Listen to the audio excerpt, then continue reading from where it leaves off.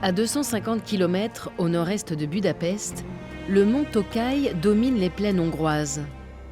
C'est dans un triangle de 70 km de long pour 20 de large qu'est produit le Tokajasu, un vin liquoreux extraordinaire par sa complexité et son histoire. Durant 3 siècles, il fut le vin des élites européennes, le roi des vins, vin des rois, popularisé par Louis XIV et la cour de Versailles. Les parcelles qui lui donnent naissance se déploient sur les jupes de la chaîne volcanique du Zemplen. Au sud, la rivière Bodrog délimite le vignoble et le sépare des marais. Ces précisions n'ont rien de superflu.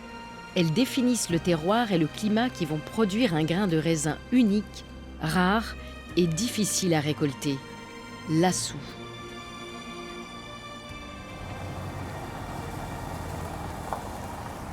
À Tokaj, Samuel Tinon est le meilleur expert de ces grains. Salut. Salut, comment vas-tu? Je vais bien, merci. Je t'ai apporté un peu d'assou. Ça te va? Regarde, il te convient? Il est magnifique. Les grains sont bien charnus. La teneur en sucre est bonne aussi. Ils sont très bons. Il y a plusieurs choses que je recherche. Première, c'est d'être sûr qu'il n'y a pas de raisins secs. Parce que les raisins secs, ils vont faire du bruit et ils vont piquer dans la main. Donc ça, c'est une première chose. Ensuite, au niveau des couleurs, là, c'est vraiment magnifique. On est sur le violet parfait. Et du coup, on sent qu'il y a du sucre et qu'il y a de la matière à l'intérieur du grain.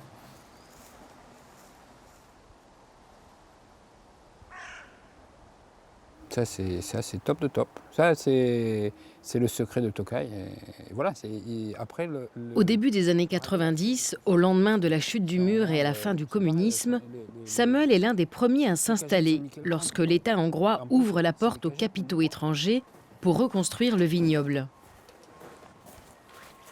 Il achète alors les grains Assou pour une compagnie britannique et s'initie à la langue.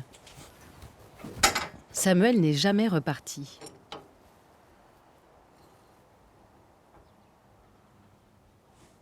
Bon, ça fait 85 kilos. Alors nous sommes d'accord. Je suis très content que tu m'aies apporté de tels grains Assou. Ils sont très beaux. Le grain Assou est une exception. On attend que la pourriture noble le gagne. Surtout, on cherche une telle concentration en sucre que sa récolte est extrêmement tardive, aléatoire. Elle peut s'étaler jusqu'au début de l'hiver. Un jeu nécessaire, mais dangereux pour les producteurs. Là, c'est le paradis du vigneron à Tokaj. Quand il a ça devant ses yeux, il ne faut pas qu'il saute dessus. Oh, superbe. Voilà, c'est top là. C'est top, il ne faut pas toucher. On y est bien là. Voilà, ça, là, tous les producteurs de liquoreux du monde, ça, ils en rêvent. Les femmes, là, dans 8 jours, elles vont chanter si elles tombent sur un pied de vigne comme ça. On a tout l'ensemble des différents stades de développement du grain de raisin à Tokaj, avec un grain rond et mûr, comme on trouve dans le monde entier, et puis un développement du botrytis, qui va permettre le dessèchement, la porosité de la peau et un dessèchement progressif, jusqu'à un stade ultime où on appelle ça l'assou, le grain assou, qui donnera son nom au vin aussi. Donc dans les liquoreux du monde, on va généralement jusqu'à ce niveau de dessèchement et de concentration. Et à Tokaj, on a une production magique parce qu'on passe ce stade-là et on va jusqu'à l'assou. On passe par tellement d'étapes de motivation et de démotivation qu'au bout d'un moment, ça devient un Graal pour nous aussi parce qu'on est complètement dépendant de cette production-là. Production qu'on peut toujours jusqu'au dernier moment voir s'échapper et on la voit souvent s'échapper quelque part. C'est à fleur de peau. C'est-à-dire que si on a ça, ça existe. Et si on n'a pas ça, il n'y a rien. Samuel a quitté les grands groupes viticoles qui l'employaient et qui produisent aujourd'hui l'immense majorité du Tokajasu. Il est l'un des rares particuliers à en faire. Entre septembre et le début de l'hiver, c'est toute la région qui vit au rythme de ce grain si différent, dont beaucoup dépendent. La toile de fond du vignoble, ce ne sont pas les grands groupes, mais les petits propriétaires, commerçants, fonctionnaires, médecins, à l'image de Giesecke et son mari, postière et aiguilleurs de chemin de fer, qui récoltent en famille, puis vendent leurs raisins. Le grain d'Assou est toujours comme ça. Il faut le chercher, hein. J'ai pas dit qu'il faut tout récupérer. Il ne faut pas prendre ce qui est pourri. Alors montre-moi ce qu'on cherche. Il faut prendre cela.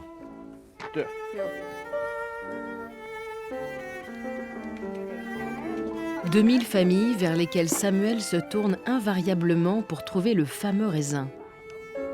Mais une pluie au mauvais moment, un coup de gelée, peuvent ruiner tous les efforts. Je suis content qu'on puisse se voir.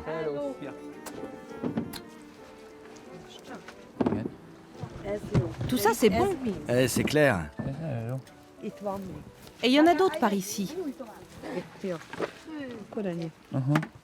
Et voilà, c'est tout. Je n'en ai trouvé nulle part, sauf ici. Ah, s'il n'avait pas plu. Oui, ça aurait été bien.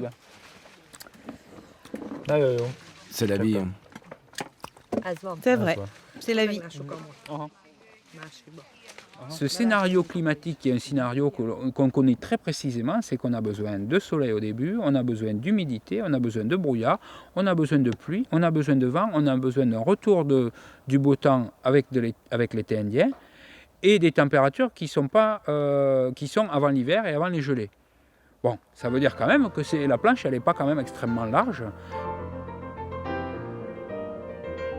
Ce grain à sou, qui tiendrait presque du miracle, est indissociablement lié à l'histoire de la Hongrie et à celle de l'Europe.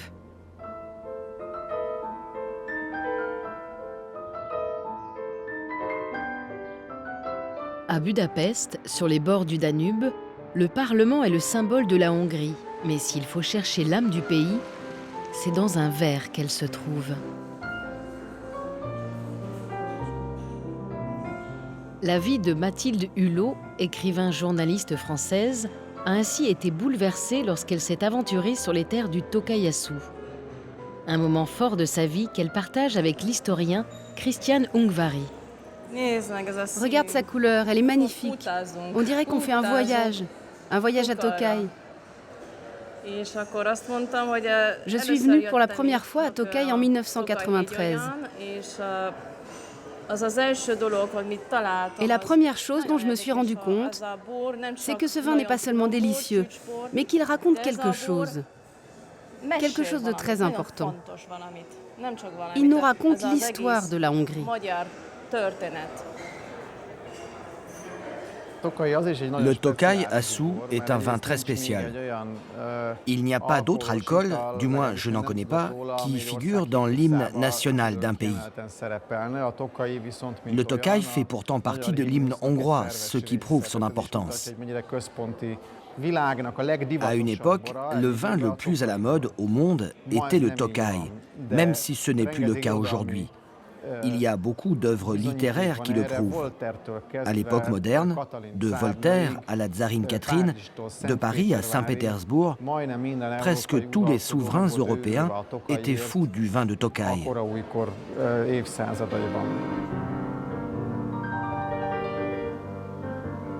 S'il fut oublié pendant l'époque communiste, aucun vin n'est autant chargé de légendes et d'anecdotes que le Tokaj-Assou.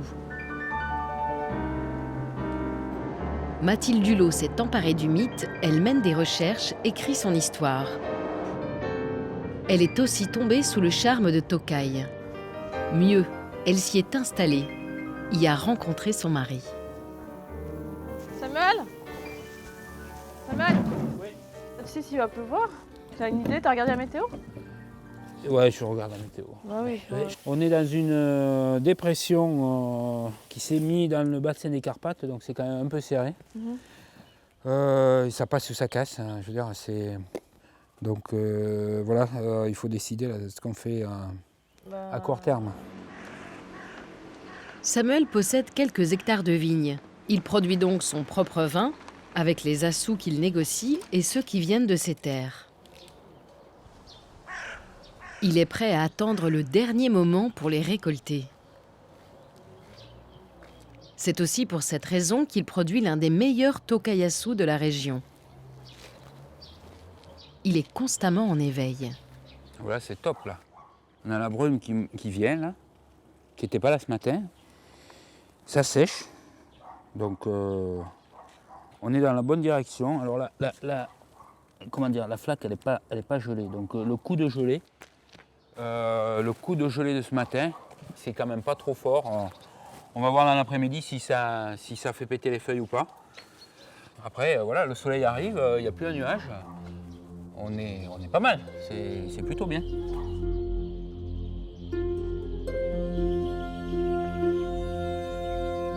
Le grain à sou naît déjà de ces brumes. Elles surgissent des marais, permettent la pourriture noble, le botrytis.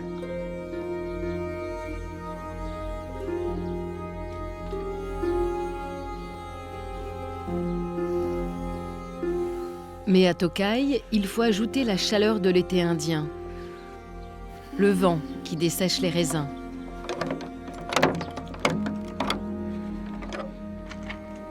Un enchaînement de conditions si précises et incertaines qu'il faut une certaine foi pour s'y soumettre quand on est vigneron. Alors là, on y est, on a le soleil. On est juste au-dessus de la brume qui monte. Et là, on voit les volcans qui ressortent. Et là, on est complètement dans... C'est quoi Tokai? Et ben, c'est ça. C'est ce temps-là. On a une forme de vent du nord. Oui, le vent, il tourne. Parce que là, maintenant, voilà, il a tourné. C'est l'humidité de la rivière, là, qui est juste là. On ne la voit pas, mais elle est juste là. Et là, elle va monter sur les coteaux. Elle est en train de monter parce qu'il y a 30 minutes qu'elle est partie, 30-40 minutes qu'elle a commencé à monter. Et là, ça s'en va sur les coteaux, là. Ça y va. C'est... voilà,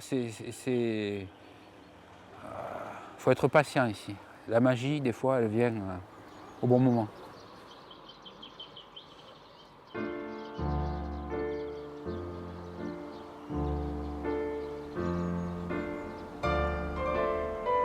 La viticulture dans la région n'apparaît pas avec le grain à sou. Elle lui est bien antérieure, même si aujourd'hui, personne n'en connaît l'origine. Quant à savoir comment le grain à sou apparut, la légende le dispute à la vérité. Au XVIe siècle, alors que la Hongrie subit le joug ottoman, la région de Tokai est épargnée. Mais c'est la crainte d'une attaque turque qui aurait entraîné le report des vendanges et la découverte de la pourriture noble. Pour Mathilde, cette explication est un peu trop simpliste au regard de la complexité du vin. Dans la quête de son histoire, elle se fie davantage aux documents, et il y en a un d'importance qui a surgi récemment des archives de Château-Raliaouillet.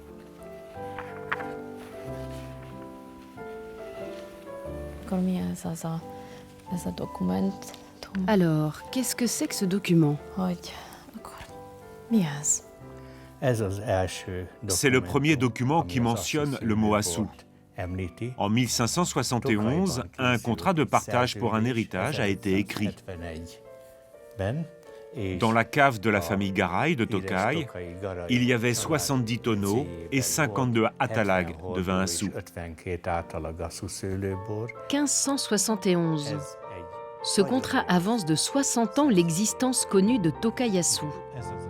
Et les grandes quantités mentionnées dans cet héritage laissent penser qu'à ce moment-là, le liquoreux est déjà un vin recherché. Il y a eu certainement petit à petit, on s'est rendu compte de l'intérêt de ramasser tard. Et puis après, on cherchait en fait la surmaturation. Parce qu'on cherchait le sucre ça avait beaucoup de valeur à l'époque. Puis en plus de ça, ça permettait au vin également d'être plus facilement transporté. Un vin sec, ça n'allait pas bien loin. Et puis il ne faut pas oublier que c'était dans des fûts. Et les fûts, le vin sucré, le vin avec beaucoup d'acidité, beaucoup de sucre, ça se transportait beaucoup plus facilement aussi. Donc après, on a recherché ces vins-là, ces assous. Les archives témoignent de l'importance de Tokai, car ce vignoble est, avec le Porto, le premier au monde dont une limite géographique a été fixée. Derrière cette appellation contrôlée, il y a une famille, les Rákóczi, dont l'un des pères de la nation hongroise, Ferenc II. Le château de Sarok-Patak, autrefois fief des Rákóczi, est devenu un musée à leur honneur. Mathilde y rencontre Edith Tamrász qui le dirige.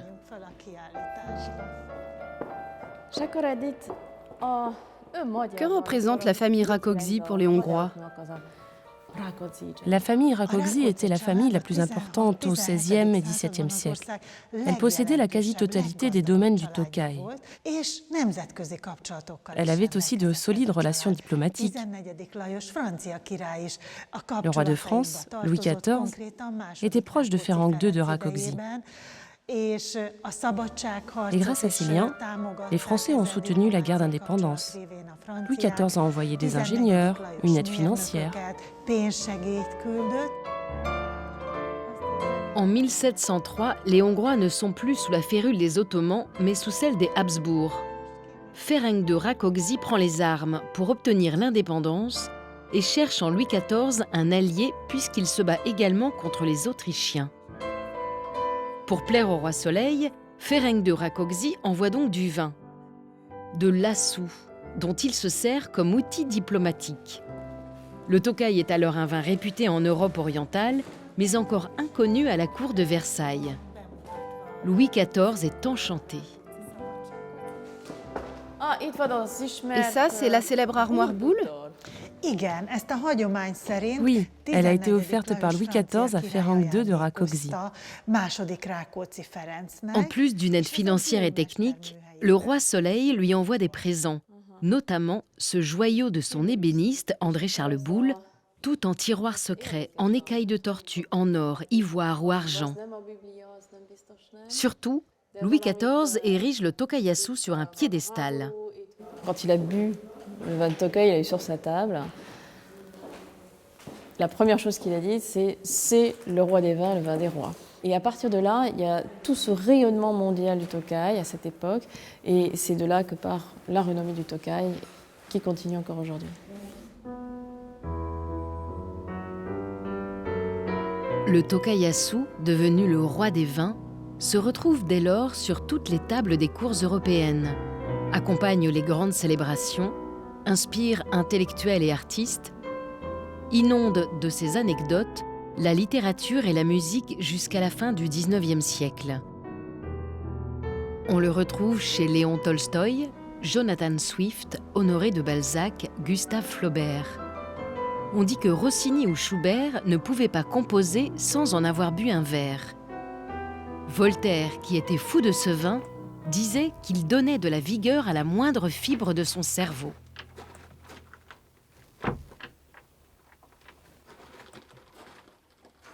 Dans les élites européennes, le tokayasu redéfinissait le goût.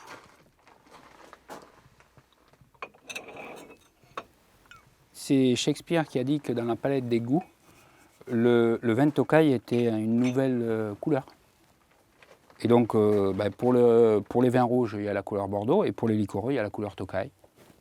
Voilà, c'est assez clair, assez défini, et ça ne date pas vraiment d'aujourd'hui. En 1896, l'État hongrois a décidé d'obliger l'embouteillage en bouteille blanche, justement pour pouvoir partager cette couleur. Alors que précédemment, il était toujours dans des bouteilles noires qui sont techniquement un peu plus adaptées à la conservation des vins.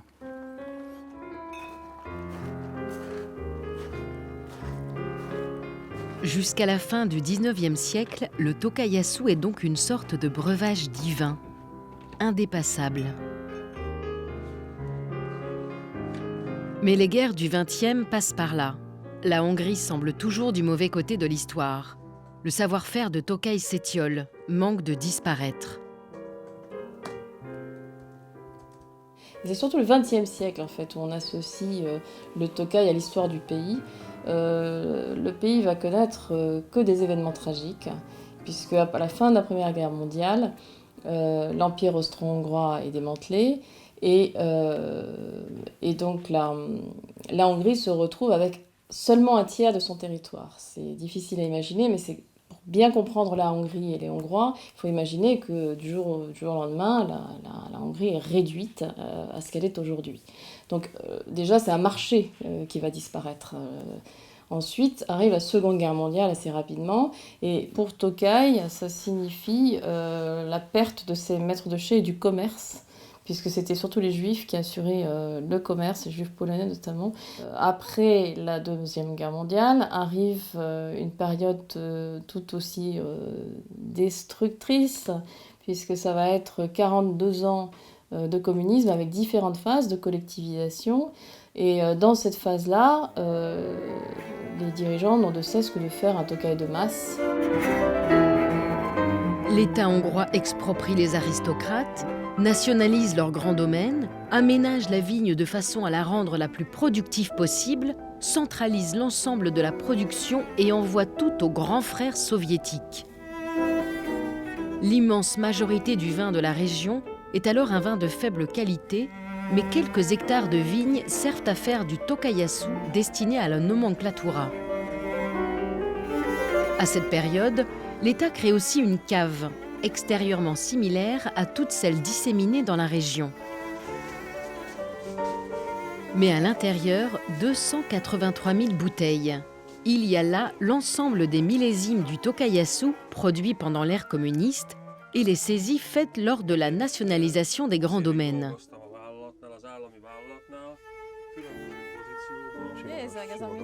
Derrière les champignons qui recouvrent les bouteilles, la cave illustre aujourd'hui la difficulté pour la Hongrie à regarder cette histoire récente. L'héritage communiste est encore trop lourd, même quand il s'agit d'une cave. Ça appartient à l'État, ça c'est sûr. Maintenant, l'État, quel que soit le parti politique, la question qui se pose toujours, c'est que fait-on de cette collection?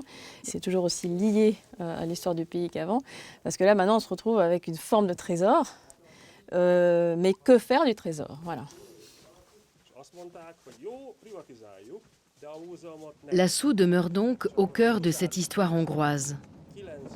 Un grain unique que Samuel modèle pour renouer le fil de ses vins exceptionnels. Il n'a toujours pas récolté ses parcelles. La pluie s'est mise à tomber. Là, la vigne, c'est la vigne qui est complètement en haut à gauche, au milieu des bois.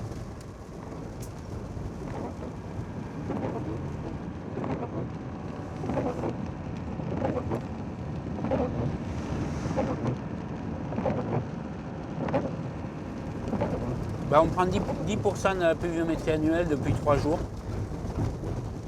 Et au moment où il ne faut pas.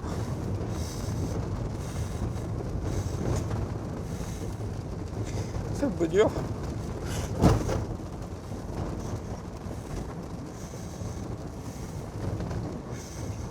C'est comme ça.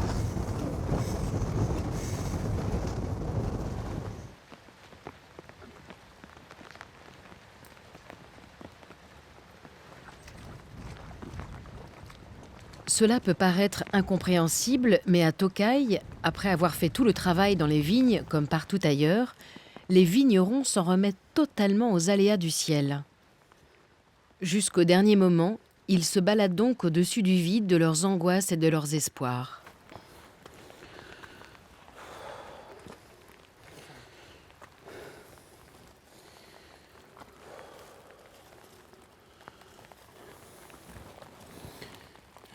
Voilà, donc c'est ça le problème. Le sucre, il est maintenant rendu sur la feuille.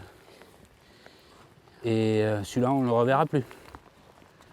C'est la descente aux enfers, hein, je veux dire. C'est le truc où il faut rester, faut rester humble. Et quand il faut revenir tailler l'année suivante, on se pose la question. On se dit, pourquoi je le fais? Est-ce que je continue ou est-ce que je dis, non, là, je rends la serviette. Je veux dire, on est capable de faire les meilleurs liquoreux du monde à ce prix-là. Il n'y a pas d'autre région viticole où on prend des risques comme ça et où on perd tout. Le tokayasu est un vin extrême. Les joies les plus fortes côtoient les déceptions les plus profondes. Sur une décennie, on considère que seules 2 années se déroulent normalement. 6 sont incertaines 2 sont perdus.